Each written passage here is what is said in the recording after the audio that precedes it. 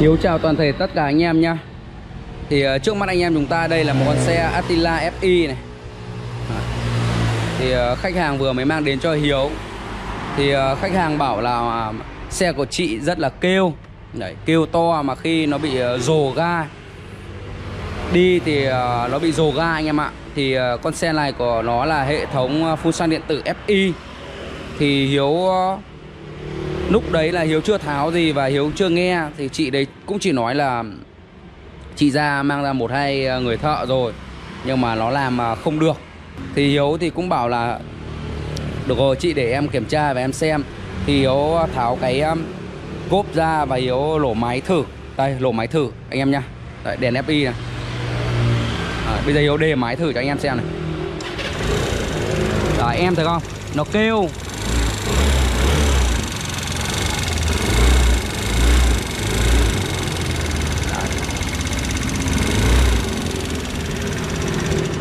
Nó kêu, cái nguyên nhân kêu để Hiếu nói để cho anh em biết nha. Cái nguyên nhân kêu này nếu như mà các dòng xe máy phổ thông ấy thì anh em chúng ta đang nghi ngờ vấn đề là một là do su bắp, dơ gõ, và hai là anh em chúng ta đang nghi về quả hơi, quả bít tông của nó nhá.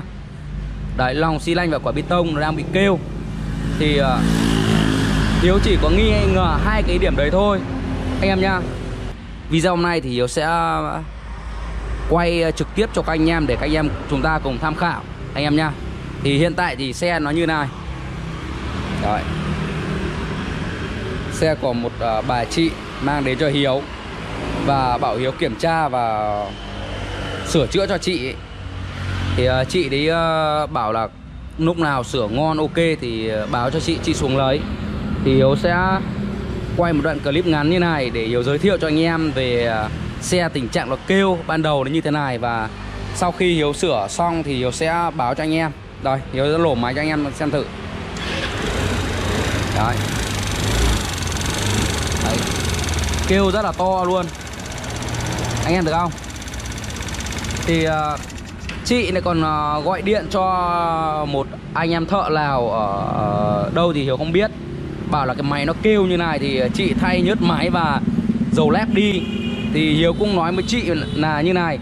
Hiếu bảo là nếu như cái máy nó kêu này, chị mà thay dầu máy với dầu lép mà bị hết kêu ấy, em biếu cho chị 1 triệu luôn và em miễn phí nhớt. Nhưng mà chị bảo chị không nghe.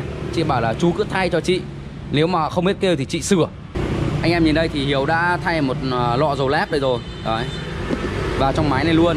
Nhưng mà nó vẫn tình trạng nó vẫn như vậy, cho nên là chị mới bảo thôi được rồi, em nói đúng thì chị để lại chị sửa.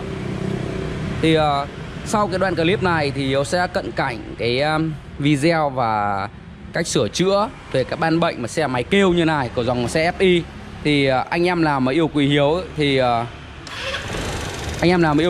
thì hãy like video này để Hiếu có động lực để làm các cái video hữu ích về kinh nghiệm để chia sẻ cho các anh em nha.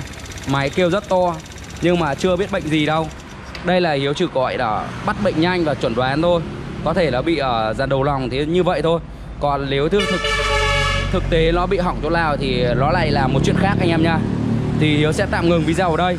Anh em nào mà muốn xem thì đón xem video tiếp theo của Hiếu. Anh em của Hiếu ở trên YouTube, nếu như ai mà đang muốn học nghề sửa xe máy thì cần những cái cuốn sách sửa xe máy phổ thông bắt bệnh nhanh thì cứ liên hệ cho Hiếu anh em nha. Thì cuốn sửa xe máy phổ thông bắt bệnh nhanh này thì nó bao gồm học điện, đèn còi, đề đầy đủ. Và quan trọng nhất là anh em chúng ta bắt bệnh nhanh trên xe. Đây là phần điện này. Còn đây là phần phục hồi, phục nhún hay là gọi là giảm xóc. Thì chúng ta có thể gọi các cái chi tiết ở đây. Rồi làm côn nồi, sửa bơm nhớt anh em nha. Đây, bộ phận bơm nhớt. Đây, hệ thống máy. Thì trong cuốn này nó đáp ứng được tất cả nhu cầu cho tất cả anh em, từ tháo giã máy và làm số và gọi tên từng chi tiết bộ nhông số này cho các anh em nha. Thì anh em nào cần thì cứ liên hệ trực tiếp cho Hiếu. Đây anh em, đây là làm côn này, côn nồi, sửa côn nồi.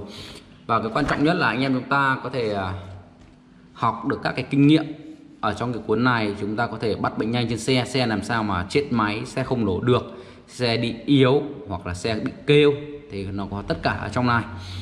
Đây là cái vòng khe nhiệt của séc mang anh em nha. Thì chúng ta cũng có thể học được cách chỉnh cam cò và lắp ráp vòng bạc séc mang.